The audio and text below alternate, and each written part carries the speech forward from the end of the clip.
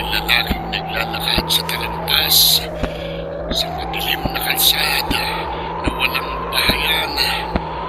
Bababa ako ng lipad. Kapag ganitong ilang araw na akong hindi nakakatikim ng laman loob ng tao, tumatalas ang mga mata ko sa dilim. At basta't nakakita ako ng tao, parang nakakita ako ng pagkasarap-sarap na pagkain. Ha? Manananggal? Tama ka, lalaki. Oh. Manananggal nga ako na lumilipad sa may ulunan mo. Hindi. Kampo ng dilim akong aatake sa'yo ngayon. Hindi. Hindi.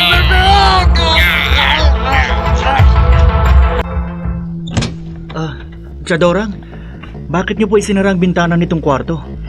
Yun lang ang dahilan ng pagkatok at pagpasok ko rito sa kwarto mo, Romel. Mas maginhawa po pagbukas ang bintana. Mahangin. Gumamit ka na lamang ng electric fan. Dati naman po akong hindi nagsasara ng bintana kapag nagbabakasyon ako dito sa inyo. Abay noon yun. Nung binatilyo ka pa. Ano naman ang pagkakaiba ngayong binata na ako na nagbabakasyon ako rito sa inyo, Tiang? Ay, hindi mo alam. Dahil sa Maynila nakatira yung pamilya nyo. Bihira ka lang magbakasyon dito sa amin. Alin po bang hindi ko alam? Ay, isa ngayon ha. Napapabalita na rito sa aming probinsya na gumagala kung gabi ang isang manananggal. Manananggal po? Oo. Oh, bakit ka nagtawa? Ang pagkakaalam ko po sa manananggal yung taong kalahati lang ang katawan na may pakpak at lumilipad. Yun nga. Hindi po totoo yun, Tiang. Ay, naku, totoo yun dito sa lugar namin, Romel. Katunayan, ilang taga rito na nabiktima ng manananggal. Natagpuan ang kanilang mga bangkay na wakwak ang dibdib at nawawala ang mga laman loob. Nako, ay, huwag kang umitingiti at umiling-iling, Romel. Basta sundin mo ang pag-iingat na sinasabi ko sa iyo para hindi ka mabiktima ng manananggal. Sulit na sulit ang paglabas ko ngayong gabi. Nagpakasawa na naman ako sa laman loob ng tao. Lalapag na ako sa balkonahe ng aming bahay. Susugpong na ako sa kalahati ng aking katawan.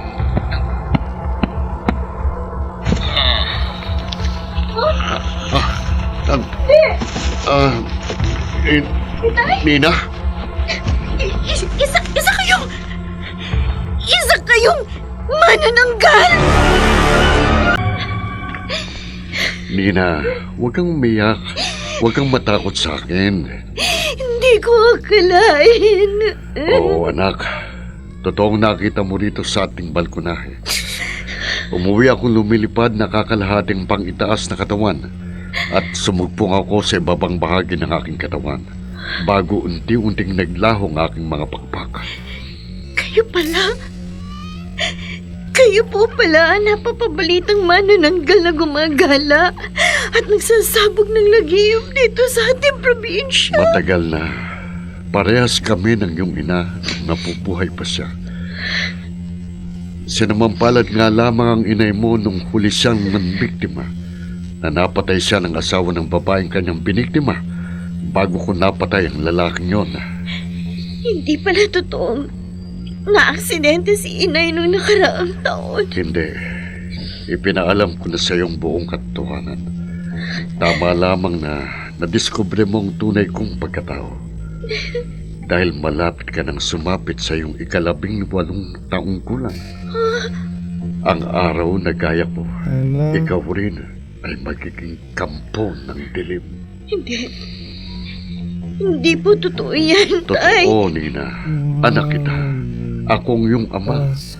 Sa ayon sa gusto mo, ang aking pagiging kampo ng dilim ay masasalin sa iyo, sa iyong pagkatao, sa pagtungtong mo sa iyong kaarawan. Hindi! Sa ayon sa gusto mo, magiging isa kang manananggal. Hindi!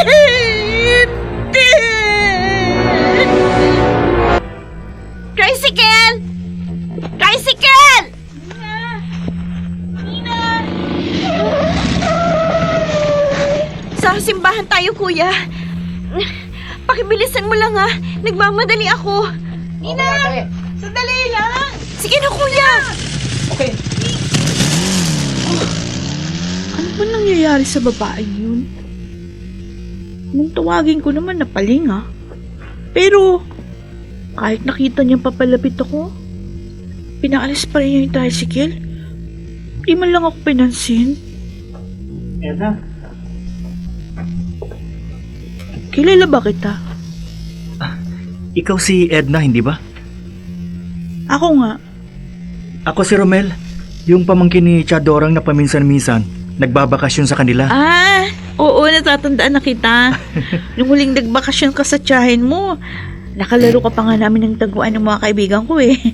Pero matagal na yon, kaya nga halos hindi na kita nakilala. Teka, nakalaro ko rin ba yung nakita kong nilapitan mo kanina? Pero nakalis ka agad sa kanyang tricycle? Hindi, bagong lipat lang sila dito sa lugar namin eh. Mahigit 1 taon pa lang yung pamilya nila dito. Pero kaibigan ko siya, si Nina. Ha? Nina ang pangalan niya? Oo, Edna, pwede ba? anong pwede ba? Pwede bang ipakilala mo ako kay Nina?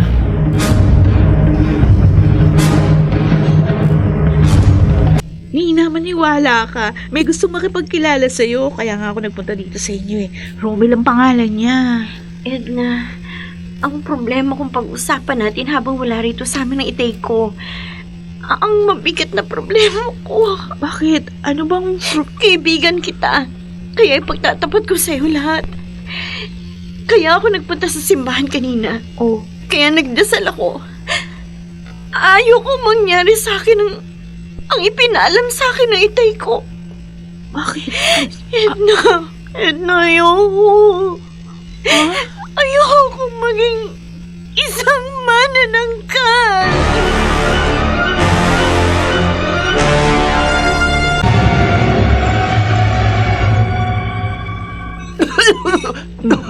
Siyang, nabilaukan po yata kayo. Hindi, Romel. Ayaw niyo na pong kumain? Bakit po? Ano bakit po? Dahil doon sa sinabi mo, May nakakagulat po ba sa sinabi ko? di ba tinapat mo ko? Kaya tatapatin din kita. Ho? Kilala ko yung babaeng kalugar ko na sinasabi mong gusto mong makilala at ligawan. Kilala niyo po si Nina? Oo. Kaya hindi ako papayag sa gusto mo. Tiyang, bakit naman po hindi kayo pumapayag na makilala ko si Nina at manligaw ako sa kanya? Maganda naman po siya. Mas maganda pa kaysa sa mga kaibigan ko sa Maynila. Abay dahil doon sa balitang ang pamilya ni Nina ay may lahing manananggal. Totoo, Lolo Milyo.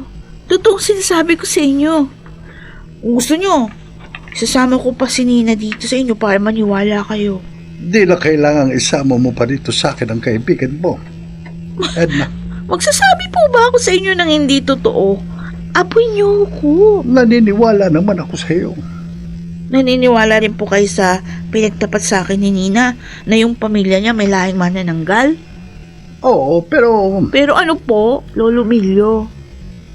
bilang albularyo, hindi ko mapagbibigyan ng pakiusap mo. Kaya ka na pa rito. Oh, Wala akong magagawang tulong para sa kaibigan mo. ibig niyo po sabihin wala pong paraan? Hindi po may iwasan? Magkakatotoo po yung sinabi sa kaibigan ko ng tatay niya. Na pagsapit po ni Nina sa kanyang 18 taong gulang, magiging isa siyang manananggal. Romel, Ah. malalim na ang gabi. Narito ka pa sa harap ng bahay. Chadorang, nagpapaantok lang po ako. May problema ka ba?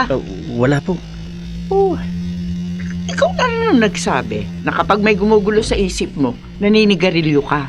Tiyang, kung hindi po ako naniniwala sa manananggal, lalong hindi po ako naniniwala na ang pamilya ni Nina ay lahi ng kampo ng dilim. Hindi ka naniniwala sa akin na sarili mo tiyahin? Alam ko po nagmamalasakit kayo sa akin. Abay, dapat lang pagmalasakitan kita. Dahil ako ang sisisihin na nakatatandang kapatid ko na mama mo kapag may masamang nangyari sa iyo rito sa probinsya. Wala naman pong masamang mangyayari sa akin. Ay, kung hindi mo ipipilit ang gusto mo. Tiyang, pasensya na po. Romel, ano? Pero hindi po talaga ako matatahimik hanggat hindi ko nakikilala si Nina. Oh, Tomas, bakit parang nagulat ka nang makita mo, Emilio? hindi. May dapat ka bang ikagulat o ikatakot sa akin? Wala. Nagulat lang ako kasi ang akala ko... Akala mo may masamang mangyayari na sa'yo pagkakita mo sa akin. Hindi. Gagaling kasi ako sa kabilang barangay. May ginamot ako roon na nakatuan ng nuno sa punso. At yun ang inaalala ko. Baka gantihan ako ng maligno dahil ginamot ko ang kanyang nakatuwaan. Emilio, basta't wala kang ginagawa ng ikagagalit ko sa'yo, wala kang dapat ikatakot. Tandaan mo yan, ha? Mao. Pero Oo, kapag kinalaban mo ko, masamang mangyayari sa'yo at sa mga kapamilya mo. Baba. Masama at malagim. Oh, Nina. Bakit huminto ka sa paglalaba? Edna, nagkunwari lang ako na maglalaba dito sa tabing ilog para makausap ka. Oh, Dahil nasa bahay namin ang itay ko. ba? Hindi nga dapat marinig ng itay mo yung pag-uusap natin. Ano, nasunod mo ba yung pakiusap ko? Nakapunta ka ba sa lolo Milyo mo? Oo. Sinabi ko sa kanya yung tungkol sa problema mo. Ano, may magagawa ba siyang tulong sa akin? Ang lolo mong albularyo? Para hindi magkatotoo yung sinabi sa akin ng itay ko. Napagsapit ko sa aking 18 taong gulang magiging isa akong kampo ng dilim. Yun! Ang problema, Edna. Walang maitulong sa iyo si Lolo. Sa susunod na linggo na ang birthday ko, Edna. Oo nga. Kung walang may tutulong sa akin si Tata Milyo, hindi may iwasan. Sa ayaw at sa gusto ko, sa susunod na linggo, magiging isa ako manananggal. Manananggal! Magkakatotoo ang kinakatakot mo, Nina. Romel? Narinig mo? Oo, Edna. Narinig kong kinakatakutan ni Nina.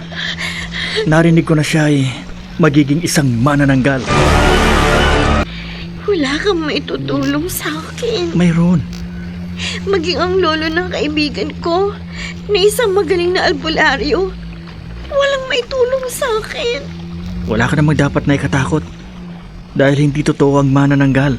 Totoo yun. Maniwala ka sa akin. Ako ang paniwalaan mo. Dahil ako mismo nakakita sa pagiging kampo ng dilim ng aking ama. Nina, huwag kang matakot. Romel! Totoo mang may lahi ang pamilya nyo na mga kampo ng dilim. Tutulungan kita. Lahat gagawin ko para hindi mangyari ang kinakatakutan mo. Para hindi ka maging isang manananggal. Nina, sino yung lalaki kausap mo kanina sa tabing ilog? Lalaki po? Huwag ka Tay? nang magmaang-maangan pa.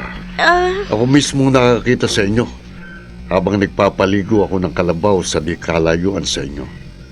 Hindi na nga lang ako lumapit sa inyo dahil nakita kong lumayo na sa iyong lalaking yon. Si Romel po yun, itay. Hindi pamilyar sa akin ang mukha niya. Taga Maynila po siya na nagbabakasyon lang dito sa probinsya. Bakit kausap ka niya?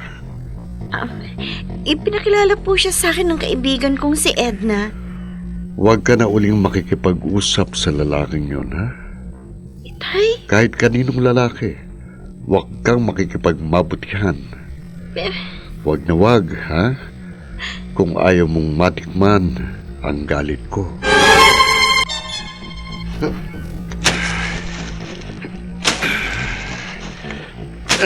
Magandang hapon po. Ha? Anong kailangan mo? Pasensya na po kung naabala kong paggapas nyo ng mga damo. Sagutin mo tanong ko. Bakit narito ka sa kaingin ko? Ha? May itatanong lang po sana ako sa inyo. Kasi may naging kakilala at kaibigan po ako na nagsabing sa lugar na ito siya nakatira. Baka kilala niyo po siya. Sinong tinutukoy mo? Si Nina? Opo, kilala niyo? Anak ko siya. Ah, kayo po walang kanyang ama. Ikinagagalak ko po kayong makilala. Hindi ako interesadong makilala ka. Kaya wag mong iabot sa akin ang kamay mo. Sige na, umalis ka na. Dadalaw po sana ako kay Nina. Hindi ko pinapayagan ng anak ko na magpadalaw sa kahit na sinong lalaki. Kaya umalis ka na kung ayaw mong malintikan ka sa akin. Layas. Nina, bakit tumigil ka na sa paghapunan? Itay, Huwag mo sabihing busog ka na dahil bago mo palang nagagalaw ang pagkain mo. Nasabi ko lang sa'yo na may lalaking gustong dumalaw sa'yo kanina na hindi ko pinayagan, natigilan ka na. kasi po... Kasi baka ang lalaking tinutukoy ko ay yung nakita kong kausap mo noong 1 linggo sa tabing ilog.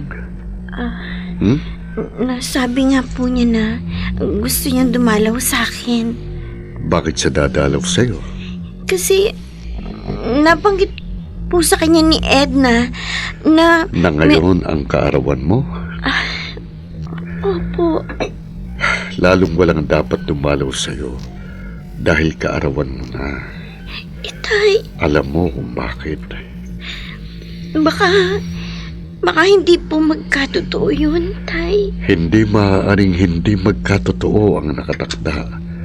Sabi ko nga sa'yo, sa ayaw at sa gusto mo, pagsapit ng iyong 18 taong kaarawan, magiging isa kang kampo ng dilim. Kung ayaw mo nang maghapunan, uminom ka na. Wala nga po kung ganong kumain. Sige na. Kaya, at magpahinga ka na. Tay, Bakit bigla mong hinawakan ang noo mo? bigla pong umikot ang tingin ko. Nahihilo po. Nagdidilim ang paligid.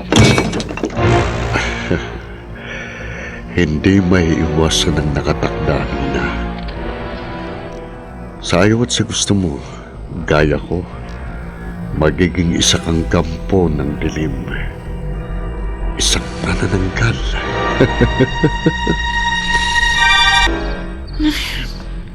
Ano ba naman itong si Minyong? Sabi ko, wag na siyang mag-overtime sa trabaho. Dahil natatakot ako mapag-isa sa bahay. Dahil nga, may napapabalitang manananggal na gumagala at nagsasabog ng lagims dito sa aming probinsya. Sukot pa namang nag-overtime pa rin siya ngayong gabi. Dahil hindi daw niya napahindihan ang pakiusap ng kanyang boss. Ngayon tuloy, hindi ako makatulog. Kahit malalim ng gabi. Ay nako, makainom na nga muna ng tubig. Pakisakaling kapag nakainom ako, makatulog na ako. Ay! Ano yun? Ano yun lumilipad sa labas ng bintana ng kwarto? Oh! May pulsang nagbubukas ng bintana! Kalahating katawan ng tao na may pakpak! Manananggal! Ay! Aatakihin ako ng manananggal! Ah!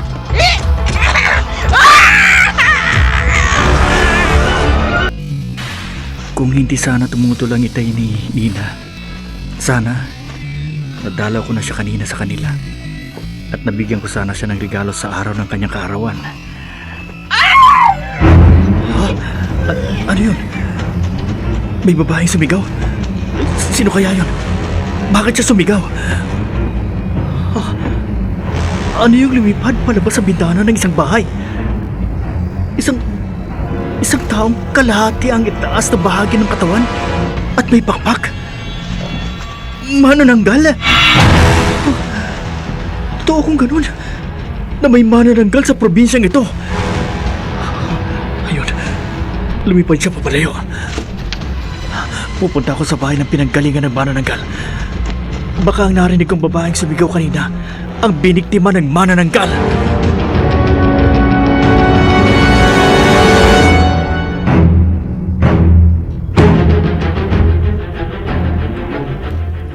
Dorang, kakilakilabot po ang bangkay ng babaeng na biktima ng manananggal. Wakwak po ang kanyang dibdib at nawawala ang kanyang mga lamang loob. Diyos kong bata ka. Bakit ka lumabas ng bahay kaninang nakatulog ako? Nagpahangi lang po ako sa labas kanina kasi hindi ako makatulog. Pero habang naglalakad-lakad po ako, nakarinig ako ng sigaw ng babae. At nakita ko nga po na may manananggal na lumabas sa bintana ng isang bahay. Kung saan nakita ko ang bangkay ng isang babae, nawakwak ang dibdib at wala ang mga lamang loob. Mabuti hindi ka na biktima ng manananggal. Ngayon po ako naniniwala na totoong may kampo ng dilim sa probinsyang ito. Ay, uli-uli ha. Huwag ka lalabas ng bahay ng gabi. Chang, parang totoo po ang hinala ninyo na may lahi ng manananggal ng pamilya ni Nina. Ay, oo, malamang totoo yun. Dahil nag-umpisa lang magkaroon ng balitang may kampo ng dilim sa probinsyang ito nang mapalipat ang pamilya nila rito. Kung ganun, kailangan po ni Nina ang tulong. Pwede ba? Huwag ka na uli makikipag-usap sa babaeng yun. Chang, Ay, wag na wag, Romel, kung ayaw mong pauwi na kita sa Maynila. Itay! Itay! Nina! Bakit? Bakit ka sumigaw? At parang takot na takot ka. Tay, nagising po ako na may bahid ng dugo ang mga kamay at bibig ko. Ha? Oh, naganap na. Ano pong naganap na? Maaaring hindi mo alam. Dahil may mga pagkakataon na ang kampo ng dilim ay hindi namamalayan na siya ang bibiktima. Tay, huwag niyo pong sabihin na... Oo, Nina. Sa pagsabit mo ng 18 taong gulang, naganap na ang ayaw mong mangyari. Hindi mo alam dahil nahilo ka at nawala ng malay. Pero hindi mo na malayang naging isa kang ganap na manananggal. At nang biktima ka na, pumatay ka na ng tao. At lumamon ka na ng lamang loob na tao. Hindi!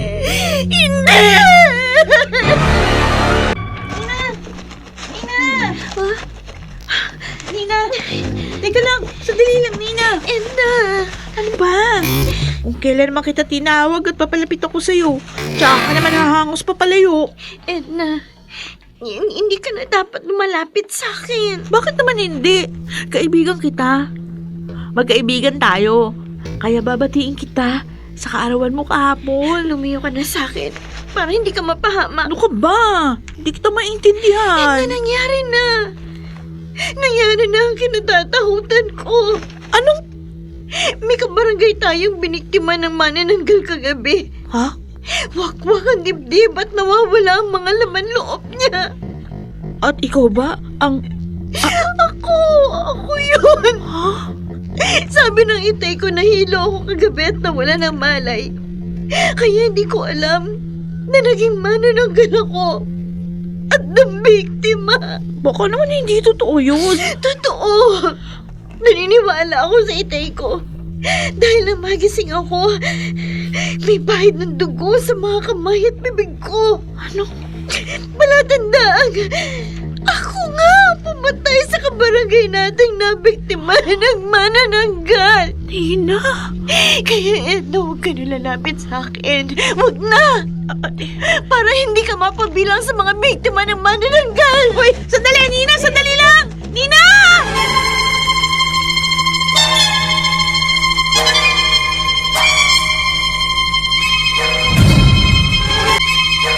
Kung forward sa gusto mangyari ni Nina. Naiintindihan kita, Edna. Ako man ang maging kaibigan ni Nina. Hindi rin ako lalayo sa kanya gaya ng gusto niyang mangyari. Kaya nga nung makasalubong kita, nabanggit ko sa'yo yung problema niya. Sa panahon ng kanyang pamumroblema, higit na kailangan niyang pagmamalasakit ng mga tunay na kaibigan. Salamat. Kaya ko, nagmamalasakit ka rin kay Nina. Edna, hindi ako naniniwala na siyang manananggal na ng biktima kagabi sa isang taga rito sa barangay. Ako rin, hindi. Kung totoo man na may lahing kampo ng dilim ang pamilya ni Nina, huwag natin siyang layuan. Tulungan natin siya. Pero paano, Romel? Paano natin matutulungan ang ating kaibigan? Paano? Chadorang, ano po kaya kung humingi ako ng tulong sa isang pare? Ay, sus! Yan ang huwag mong gagawin, Romel. Gusto ko pong matulungan si Nina. Huwag kang gumawa ng anumang hakbang na malamang magligay sa iyong buhay sa panganib. Bakit naman po manganganib ang buhay ko? Abay, tingnan mo ha. Matulungan mo man si Nina, Pwede po kasing may alam ang isang pare para mawala sa pagkatao ni Nina ang pagiging kampo ng dilim. paano kung ikaw naman ang pagbuntunan ng galit ng kanyang ama? Hindi naman po siguro, Cha. Ay nako, Romel. Kaya walang sino man sa lugar na ito nangangas magduda ng harapan sa pamilya ni na Tomas dahil nga sa malaking takot sa kanya. Dahil walang kalaban-laban ng karaniwang tao sa isang kampo ng dilim. Gusto ko lang naman pong matulungan si Ay, Nina. wag mong ipilit ang gusto mo. Pag hindi, pauuwi na kita talaga sa Maynila. Chang, Ay, hindi na bali magalit ka sa akin. Huwag ka lang mabiktima naman na ng gal. pero... Batang... Romel! Romel! Romel! Chang, bakit parang nakakita kayo ng multo? Mayroon lumilipad sa itaas sa bahay natin. Ha? Manananggal! Manananggal!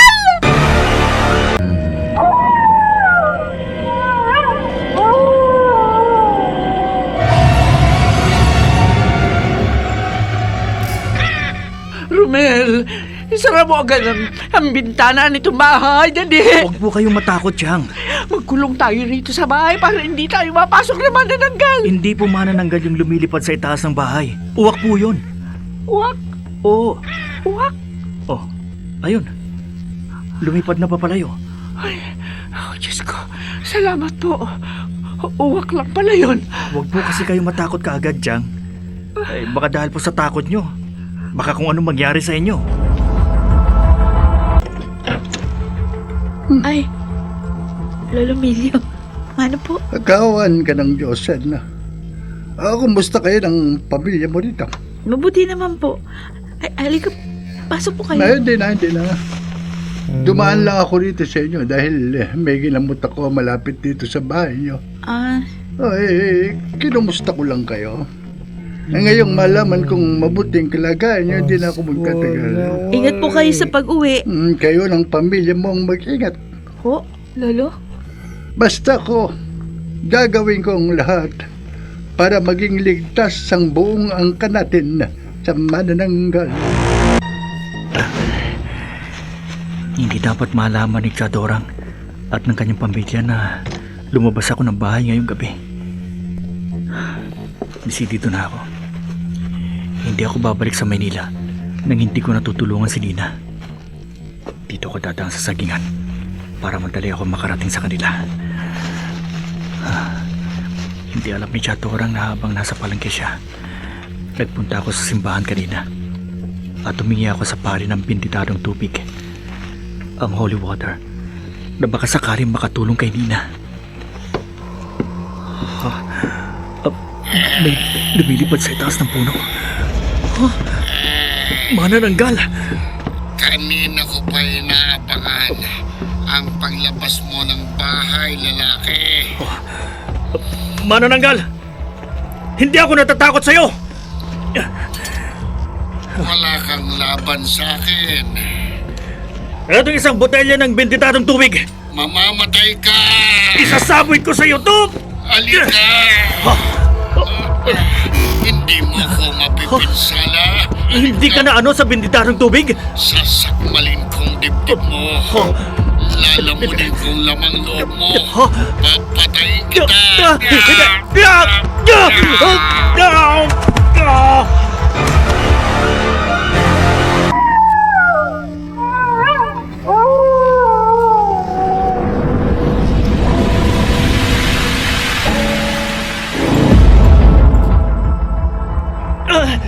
Bitiwan mo ako, manananggal! Hindi mo maliligtasan ang malagim mong kamatayan, lalaki. Kapag nanghina ka na sa pagsalang sa atake mo, may babaon ko ng aking mga pangil sa katawan mo. Mawawakwa ko ng dibdib mo. Malalaman ko ng lamang loob mo. Sige. Nanghihina na ako. Nararamdaman ko nanghihina ka na, lalaki. Mamamigay ka na.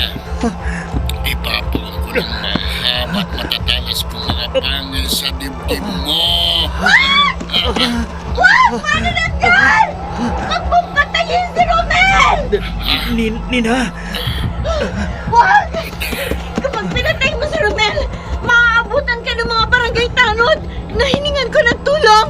Mapapatay ka ng mga tanod, manananggal! Mga kasama! Ayaw ng manananggal! Ayun na sila! Tara, punta natin, dali! Handa natin ang mga sibat na kawayan Oo! para mapatay Sige, sige! po ng dilim. Sa dami ng mga parating na Madali tanod, kayo! Kapag palagi nakasabang na mapapatay yan! nila ako. Tatakas ako. Punta na kayo mga kasama! Nina! Salamat na dumating ka. Ligtas ka na, Romel. Kung hindi ka dumating at ang mga tanod, baka napatay ako ng manananggal. Totoo pa lang, nabalitaan ko, Romel. Muntik ka nang napatay ng manananggal kagabi. Totoo, Edna. Kaya narito ako sa barangay hall. Gumawa ako ng salaysay sa muntik ng pagpatay sa akin ng manananggal kagabi. Mabuti nakatawag agad si Nina ng mga tanod. Yan nga ang isa ko pang labis na pinasasalamatan. Di siya nagdalawang isip na mailigtas ka. Kaya nga gusto kong gumandi ng utang na loob kay Nina. Mabait ang kaibigan ko na yun eh. Oo. At utang ko sa kanyang pangalawang buhay ko. Kaya tama lang na magmalasakit din tayo sa kanya. Kaya nga lalo akong gagawa ng paraan para matulungan ko siya. Pero meron lang ako isang tanong, Romel. Ano yon? Sino kaya yung manananggal na nagtangkang pumatay sa'yo? Itay, alam ko pong kayo ang nagtangkang pumatay kay Romel kagabi. Hindi ako magkakaila sa iyo, Nina. Kahit po naging kakilakilabot ang inyong anyo, naging maitim at mabalahibo ang mukha ninyo at itaas na bahagi ng inyong katawan at tinubuan kayo ng mahaba at matutulis na mga pangil at ng malalapad na mga pakpak. Kilala ko po kayo. Alam kong makikilala mo ko dahil minsan mo na akong nakita sa anyo kong kampo ng dilim. Bakit? Bakit po? Pati si Romel, bibiktimahin ninyo. Sa gaya nating kampo ng dilim, wala tayong sisinuhin. Itay! Malalaman mo rin nga, Nina. Dahil bukas makalawa, kapag nawala ka na naman sa iyong sarili, maaaring ikaw mismong bumiktima at pumatay kay Romel. Ikaw sa anyo mong manananggal.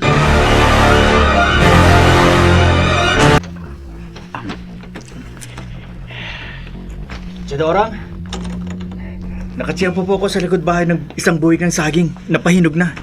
Mabuti dumating ka na, Romel. Teka, bakit po kayo nag-iimpake ng mga damit ko? Naihanda ko na lahat ng mga damit mo. Tingnan mo kung may kulang pa sa bag mo, ha? Chang, pinahalis niyo na po ba ako? May nakapagsabi sa akin. Munti ka nang napahamak kagabi. Yun po ba? Kung hindi raw sa pagdating ni Nina at ang mga barangay tanod, malamang napatay ka na naman nananggal. Wala naman po kayo dapat na ipag-alala sa akin. Anong wala? Anong wala? Pinagbili na kita na huwag kang lalabas ng gabi. Huwag na huwag. Pero sinunod mo ba ako? Hindi! Basta naramdaman mong nahihimbing na kami ng pamilya ko, lumalabas ka ng bahay. Chang, Kaysa mapahama ka rito sa probinsya. Mabuti lang magbalik ka na sa Maynila. kung yan po ang gusto ninyo, sige po, susundin ko kayo. Babalik ako sa Maynila. Dorang, Ha? oh, Narito ka pala sa harap ng bahay namin, Tomas. napadaan lang ako rito. At hindi sinasadyang narinig kong pag-uusap nyo ng pamangkin mong taga Maynila. Kilala mo na pala si Romel. Minsan ko na siyang nakausap nang tangkay niyang dumalaw sa anak kong si Nina na hindi ko naman pinayagan. Tomas, wala ka ng problema sa pamangking ko. Dapat, dahil ayokong makipagmabutihan kahit kaninong lalaki ang aking anak. Pinababalik ko na si Romel sa Maynila. Wala nang biyahe ngayon papuntang Maynila. Bukas ng umaga nga raw siya uuwi sa kanila. Mabuti kung ganun. Tiyakin mong babalik na sa Maynila ang pamangkin mo, Dorang. Tomas, Kapag nagtagal siya rito sa probinsya, baka tuluyan na siyang mapahamak sa mga pangil ng manananggal. bukas ng umaga, Tomas. Bibiyahin na ang pamangking ko pa Maynila. O sige, asahan ko yan, Dorang. Mabuti. Hindi na mulayan ni Mang Tomas at Dorang na narinig ang pag-uusap nila sa harap ng bahay. Yan. Isinara ko ng bintana. Naiintindihan kong pagkabahala at pag-aalala sa akin ni Chang kung gusto niyang magbalik ako sa Maynila. Pero si Mang Tomas, hindi ko maintindihan kung bakit sa umpisa pa lamang mabigat ng dugo niya sa akin. Parang takot siyang mapalapit ako sa kanyang anak. Natatandaan ko pang kanyang sinabi sa akin. Hindi ko pinapayagan ang anak ko na magpadalaw sa kahit kaninong lalaki. Kaya umalis ka na kung ayaw mong malintikan ka sa akin. Layas! Ipinagtabuyan akong parang hayop ni Mang Tomas sa takot niyang mapalapit ako sa kanyang anak. Pero hindi ako lalayo kay Nina. Hindi ako aalis dito sa probinsya hanggat hindi ko natutulungan ang babaeng sa una ko palang pagkakakita ay napamahal na sa akin.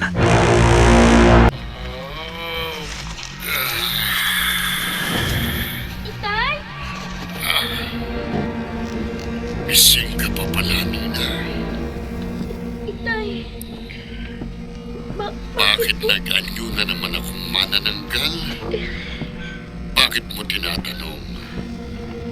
Dahil pag alis ko, palihim mo naman akong susundan para malaman mo kung sinong bibiktimahin ko. At kapag nalaman mong si Romel ang bibiktimahin ko, ililigtas mo na naman siya. Hihingi ka na naman ng tulong sa mga barangay tanod para hindi kumapatay ang lalaking napupusuan mo. Itay, hindi po. Hindi mo totoong napupusuan si Romel? Kaibigan lang po siya para sa akin. Lokohin mong sarili mo. Tay! Hindi ako naniniwala sa'yo. Hindi ka magmamalasakit ng gusto kay Romel. Hindi mo siya ililigtas kung wala kang pagtingin, kung wala kang pagmamahal sa kanya. Itay! Aminin mo, aminin mo, aminin mo. Lalo mo lang akong binigyan ng dahilan para siyang biktimahin ko, Nina. Kaya ngayon pa lang, asahan mo nang wawakwakin kong dibdib ni Romel at lalamunin kong lamang loob niya. Itay! Itay, huwag niyo pong biktimahin si Romel! Huwag niyo po siyang patayin, Itay! Huwag po! Romel, hindi ka dapat nagpilit pumasok dito sa bahay ko. Kahit pa kaibigan ka ng apo kong Siena at pamangking ka ng kabarangay kong si Dorang. Pasensya na po kayo, Tata Emilio. Pero naparito ako dahil may nakapagsabi sa akin na mahusay kayong albularyo. Wala akong may tutulong sa'yo. Hindi po ako naniniwala na hindi nyo alam kung paano mapupuksa ang isang kampo ng dilim. Umalis ka na, Romel. Tata Emilio, nakikiusap po ako sa inyo. Tulungan nyo ako. Kung hindi nyo po ako tutulungan, kung hindi nyo po ipapaalam sa akin ang mabisang panlaban sa kampo ng dilim, hindi po matatapos ang pagsabog ng lagim ng manananggal.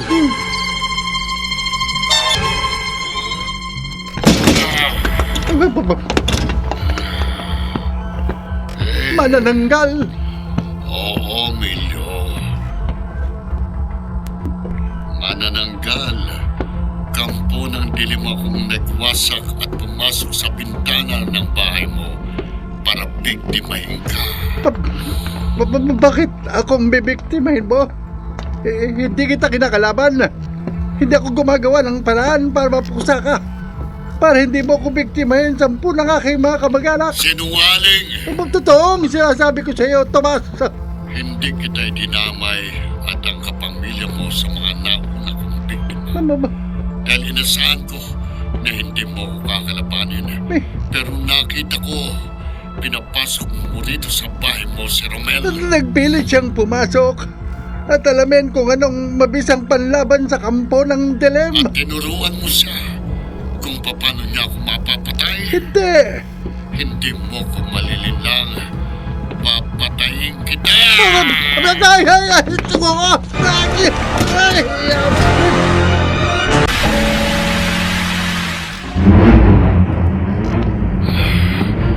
Mamamatay ka na, Emilio. Sasakmalin ko na ng aking matatalas at mahabang mga pangilang katawan mo. No! Wawak-wakin ko ng dibdib mo. Eh! Lalamunin ko na ang lamang loob mo. Huwag, Tomas! Huwag! Huwag! Itiwan mo si Tata Villo! Manananggal! Romel! Villo, tumakbo na po kayo! Iligtas nyo na ang buhay nyo! Tumakas ka rin! Romel! Manananggal! Tudurugin ko ng kapirasong kain na itong bungo mo! Papatayin kita!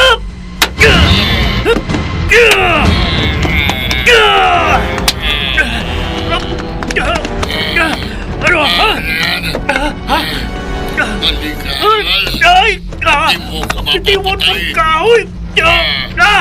Ipakikita ko sa'yo Nakamusahan ng kahoy! kapangyarihan ko. Parang walang ano bang binali mo ang kahoy! Ikaw ngayon ang bibiktimahin ko. Hindi mo ako mapapatay! Hindi mo ako matatakasan. Hindi mo matatakasan ang iyong kamatayan. Kahit saan ka magsuot, Romel, susundan kita. Papatayin kita. Kailangan makalayo ako sa manananggal. Romel! Dito! Tata Villo! Dito sa likod na puno, dito tayo magtago. Huwag mo tayong gumalaw. Oo, sorry. May. Tahimik lang tayo. No. Salamat. Hindi tayo lamang humahabol sa iyong manananggal. Pero baka lumipad siya pabalik dito sa paghahanap sa atin. Oh, hindi ko akalain na pati ako pagtatangka ang biktima, hindi Tomas. Si Mang Tomas po. Ang tatay ni Nina ang manananggal? Siya nga, Romel. Nalaman ko na yan sa bangunang pambibiktima pa lamang niya rito sa probinsya. Hindi ko kinalaban si Tomas dahil ayaw kong biktimahin niya ako at ang aking mga kamag-anak. Pero kahit hindi ko siya kinalaban, pinangka pa rin niya akong patayin. Kaya hindi ako nakatitiyak na makaliligtas din sa kanya ang aking mga kamag-anak. Kaya hindi na ako magkakaila sa iyo, Romel. Tata Villo, Ipaalam ko na sa iyo ang mabisang pamuksa ng manananggal. Romel, nasaan ka? Magpakita ka sa akin. Papatayin kita. Papatayin kita.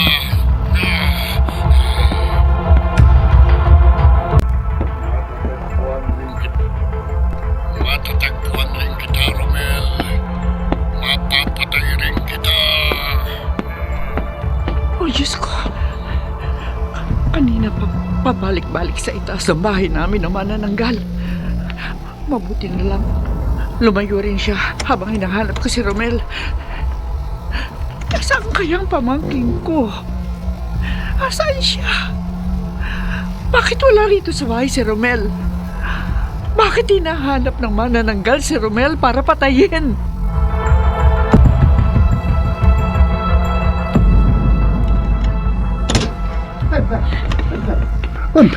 Huwag mo na kayong lalabas yung bahay ng buong pamilya niyo ngayong gabi. Mabuti po, Lolo Emilio, natakasan niyo yung manananggal. Hindi niya ako napatayin ang atakahin niya ko. dahil sa pagtulong sa akin ni Romel. Si Romel po? Oo. Pinagbilinan ko rin siyang mag-ingat na mabuti sa gagawin niya bago ako malapa rito sa inyo. May gagawin po si Romel? Oo. Ipinalam ko sa kanyang mabisang pamuksa sa kampo ng dilim. Makikipaglaban po siya sa manananggal? Yun ang balak niya. Kaya ipagdasal natin siya, Edna. Ay sana nga po. Mapagtagumpayan ni Romel laban sa kampon ng dilim. At ipagdasal din natin si Nina. Ang kaibigan ko po? Oo. Bakit? Dahil nanganganib din ang buhay ni Nina sa mga kamay ng manananggal na si Tomas. Babalik na ako sa aking putol na katawan.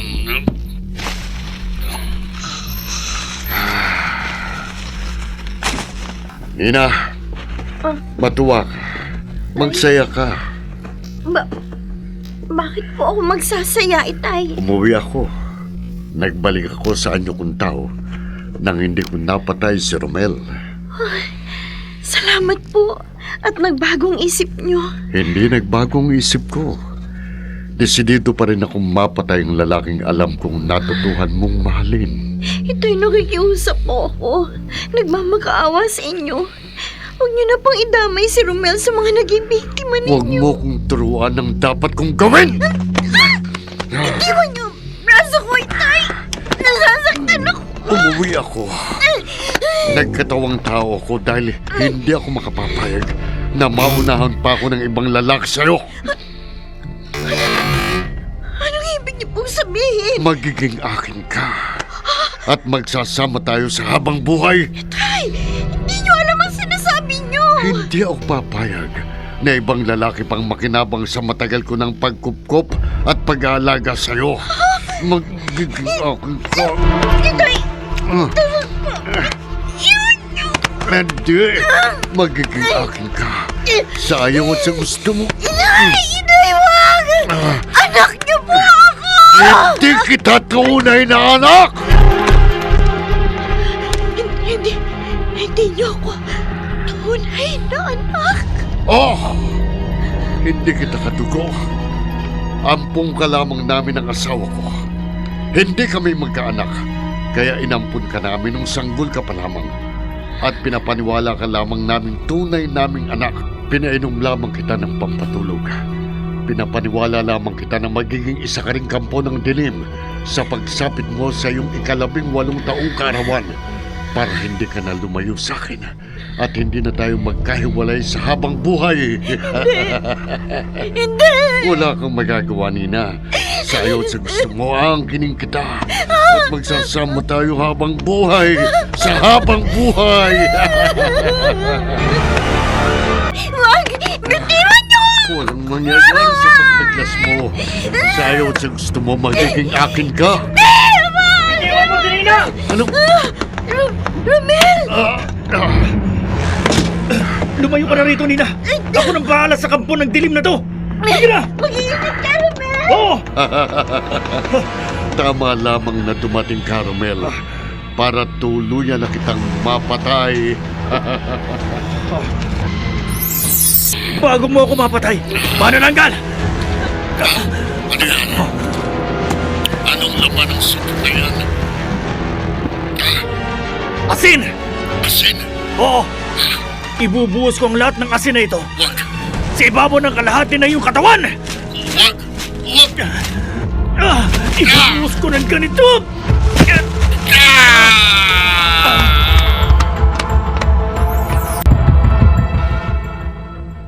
Magkasama na sina Edna at Nina na nagpunta sa simbahan, Romel, para magpasalamat sa Diyos.